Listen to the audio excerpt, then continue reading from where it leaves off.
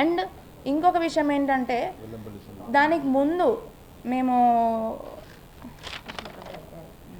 22 June 2026కి మేము అంటే 24 July 2026కి FIR file చేసాము. బట్ 22 జూలై 2026 1 మంత్ ముందు మేము సిపి గారి దగ్గర ఇదే విషయాన్ని ఇదే ఎఫ్ఐఆర్ తీసుకొని కంప్లైంట్ ఇచ్చాము. కంప్లైంట్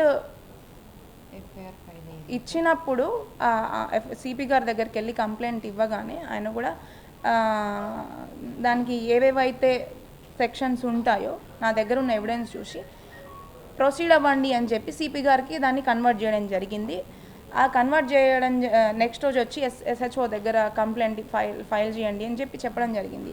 ఆ 1 డే గ్యాప్లోనే మేము మాతో ఒక లాయర్ ఉన్నారు, వాళ్ళ మా లాయర్ ద్వారా మీడియేషన్ చేసి లేదు మీరు సిపి దగ్గర కంప్లైంట్ ఇప్పుడే ఫైల్ చేయకండి, మీరు ఎఫ్ఐఆర్ ఫైల్ చేయకండి, దీన్ని మనము లోపలే సామరస్యంగా సెట్ చేసుకుందాం అని చెప్పేసి మా లాయర్ ద్వారా మాకు ఒక ఒక ఏమంటారు ఒక ఇంటిమేషన్ ఇచ్చారు. అదేంటంటే మనము సజ్జల గారి దగ్గర అసలు మేము అప్పుడు కూడా వెళ్దామని అనుకోలేదు.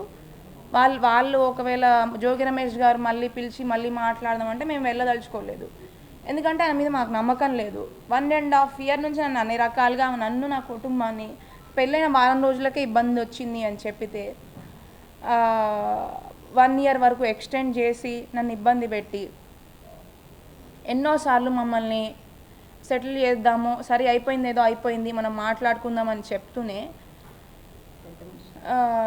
పెద్ద మనుషులు లాయర్లని వాళ్ళందరినీ మధ్యలో పెట్టుకొని మాట్లాడతామని చెప్తూనే ఆయన ఈ 1 year గ్యాప్లో అతనికి ట్రీట్మెంట్ ఇప్పిస్తాము, అతనికి ఇంకొక 4 months జైలుకి వెళ్ళడం ఇదంతా జరిగింది.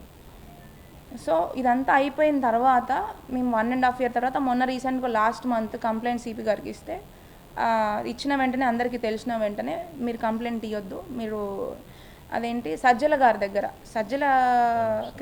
రామకృష్ణ గారి దగ్గర మాట్లాడుకుందాము అని చెప్పితే సరే సజ్జల రామకృష్ణ గారి దగ్గర అంటున్నారు కాబట్టి మాకు ఆయన మీద పూర్తి నమ్మకం ఉంది, ఒక పార్టీ హెడ్ కాబట్టి మాకు నమ్మకం ఉంది కాబట్టి మేము అక్కడికి వెళ్ళాము.